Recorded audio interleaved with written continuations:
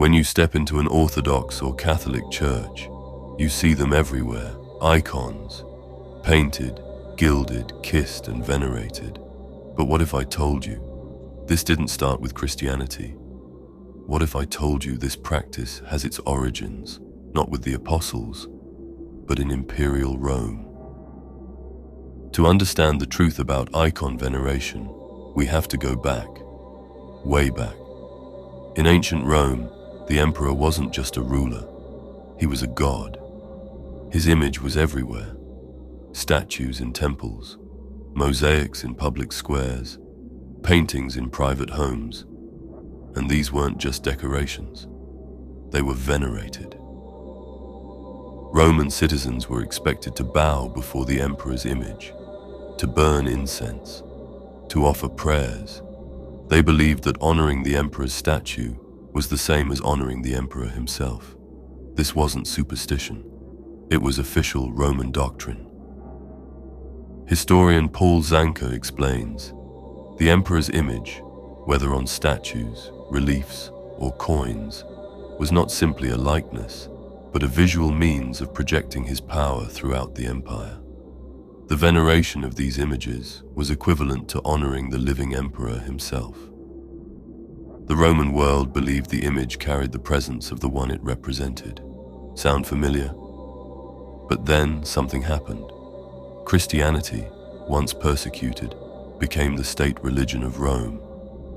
Under Emperor Constantine, 4th century, and later Theodosius, late 4th century, Christianity merged with Roman politics, and along with it came the imperial customs.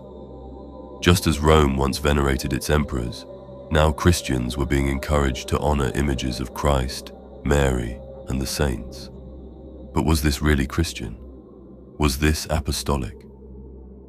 If this practice was truly Christian, we should see it among the apostles and the earliest church fathers. But what do we find instead? They also possess images, some of them painted, and others formed from different kinds of material. They crown these images and set them up along with the images of the philosophers of the world. Irenaeus of Lyon, Against Heresies, Book 1. Moses ages before enacted expressly that neither a graven, nor molten, nor molded, nor painted likeness should be made, so that we may not cleave to things of sense, but pass to intellectual objects. Clement of Alexandria, Stramata, Book 6. The early church was iconoclastic. They knew what idol worship looked like. They lived in a world filled with pagan statues and temples, and they rejected it. So, what changed? In the 4th century, a powerful theologian named Saint Basil of Caesarea wrote about the Trinity. He said, "The honor paid to the image passes on to the prototype." But Basil wasn't talking about Christian icons.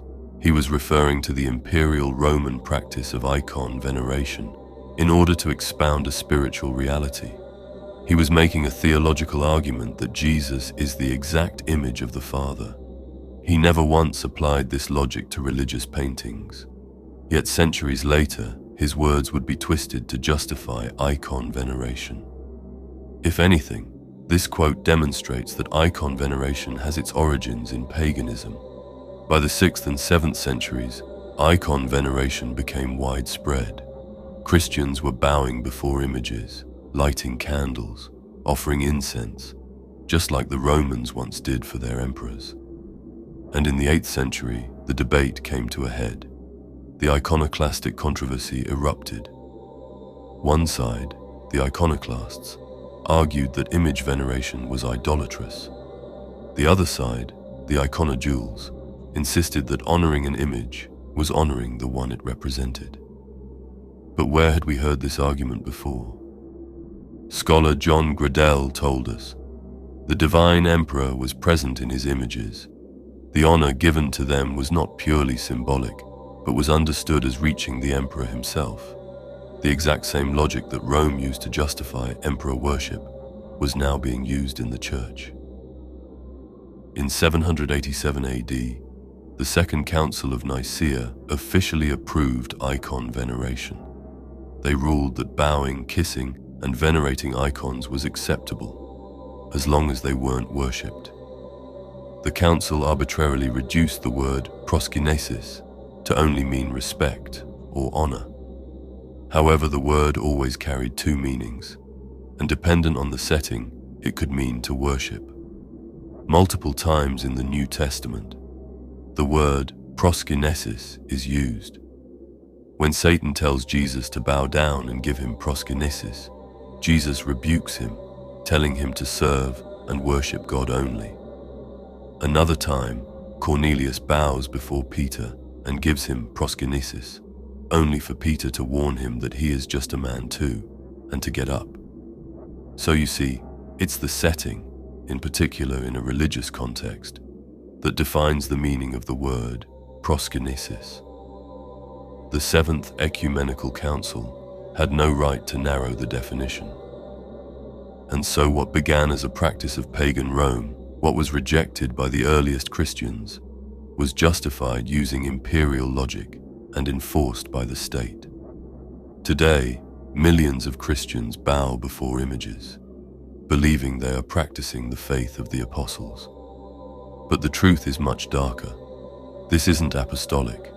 This isn't biblical. This is the legacy of pagan Rome. The question is, will you follow the traditions of men, or will you return to the faith of the early church? Like and share. If you found this eye-opening, comment below. Do you think icon veneration is apostolic? Subscribe for more biblical truths the Eastern Orthodox and Roman Catholics don't want you to know.